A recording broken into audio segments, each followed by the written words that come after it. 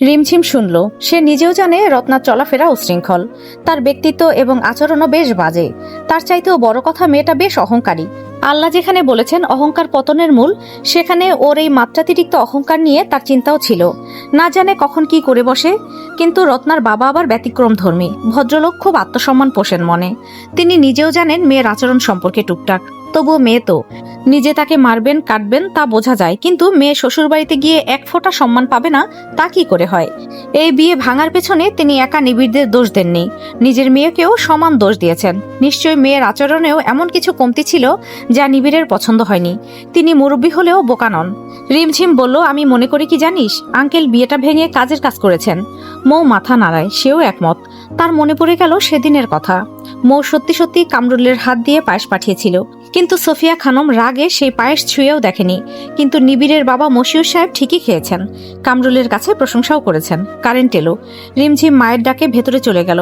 মৌয়ের আচমকা মনে পড়ে গেল নিবিড়ের নাম্বারের কথা। ভাগ্যিস ফোনটা এখানে ফেলে গেছে। সে দ্রুত নিবিড়ের নাম্বারটা নিজের সদ্য কেনা মোবাইলে টুকে নিল। সুন্দর করে নাম দিল লেফটেন্যান্ট কমান্ডার। এর আগে পিছে আর কিচ্ছু দিল না। এটাই তো কত বড় শোনাচ্ছে। কিছুক্ষণ সময় নিয়ে নিবিড়ের নাম্বারটাও সে মুখস্থ করে নিল। নিবিড়ের সাথে জড়িয়ে থাকা সবকিছুই সে সুন্দর করে আগলে নিয়েছে, পরবর্তীতেও নেবে। তার মাথায় একটা পোকা ঘুরে বেড়াচ্ছে, নিবিড়কে কল করার পোকা। কিন্তু সে কল দিলে নিবিড় ধরবে কেন? নিশ্চয়ই সে আননোন নাম্বার দেখলে কল রিসিভ করবে না। রত্নার কলই রিসিভ করেনি, সেখানে সে কোন ক্ষেতের মূলা? তবে সে কিছুটা হলেও আত্মবিশ্বাসী।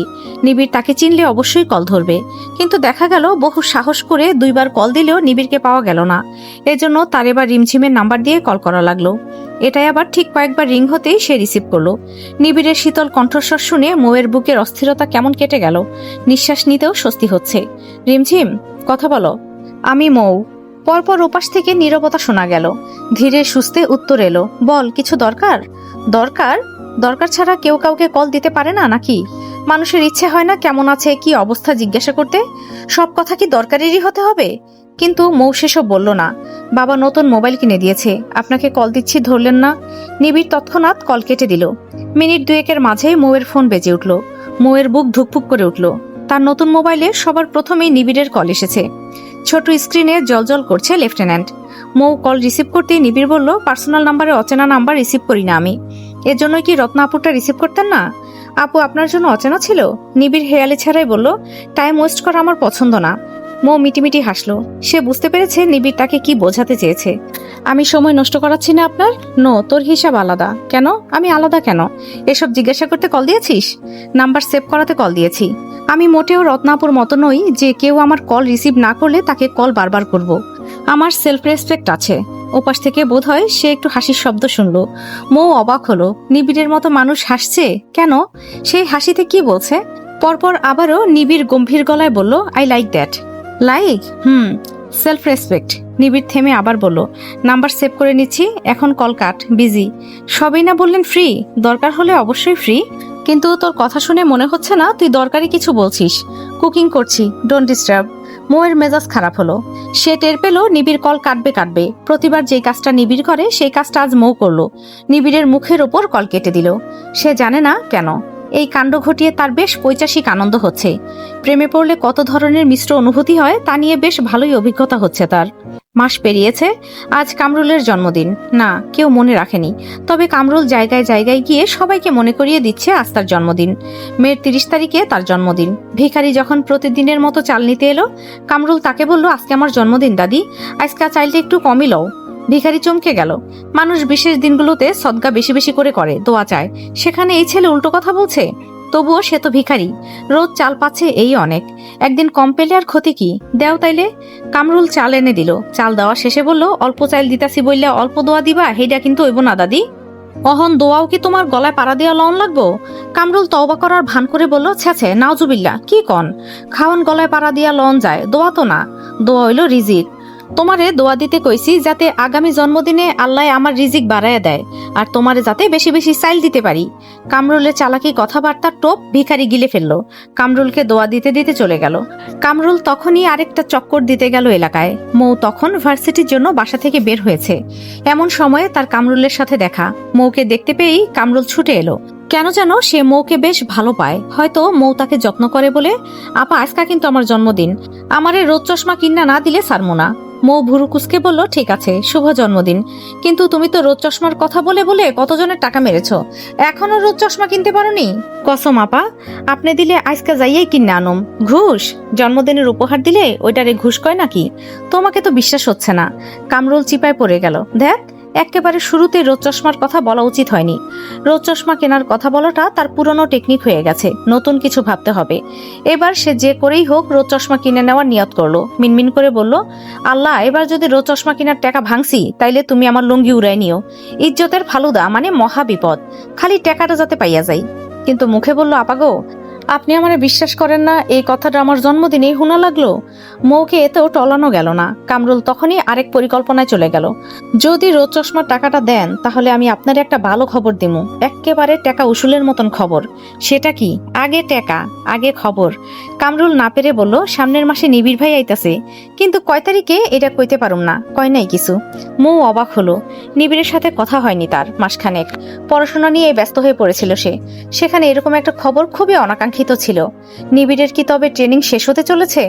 কামরুল এক ধ্যানে মৌয়ের দিকে তাকিয়ে আছে। সে এখনো বুঝে উঠতে পারছে না মৌ খুশি হয়েছে নাকি দুঃখী। চিন্তায় পড়ে গেল সে। ঘটনা তো ভালো লক্ষণ না, এমন হলে তার এবার জন্মদিন সবচেয়ে খারাপ হতে যাচ্ছে। কামরুলকে চমকে দিয়ে মৌ বলল, আমার সাথে মার্কেটে চলো, আমি নিজে দেখে রোদ চশমা কিনে দিব, তাও টাকা দিচ্ছি না।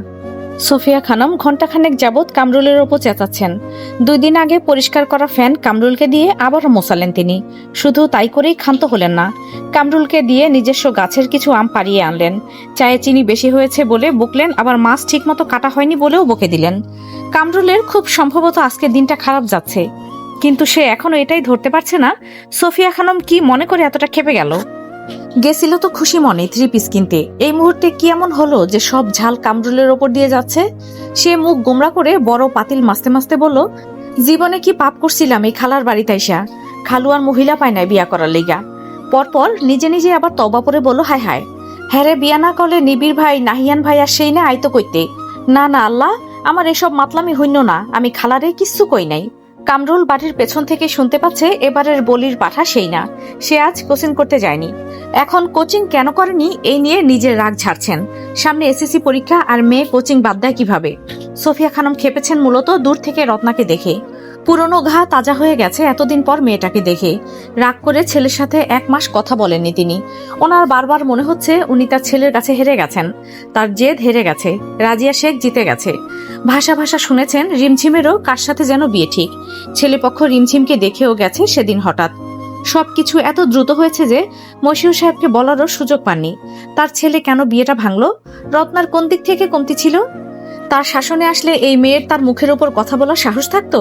সেই নাকে বকতে বকতে বললেন, পাপ করেছি তোদের জন্ম দিয়ে, তোরা ভাই বোন একটাও ভালো না। বুড়োটা তো আমার অবাধ্য হলো, লেজ ধরে বাকিগুলোও একই দিকে ছুটছে। মায়ের কষ্ট তোরা কেউ বুঝিস না, মায়ের কষ্ট বুঝি দেখেই তো ফিরে এলাম। তবে প্লিজ এবারও বিয়ে বিয়ে নিয়ে ঘ্যান ঘ্যান করো না।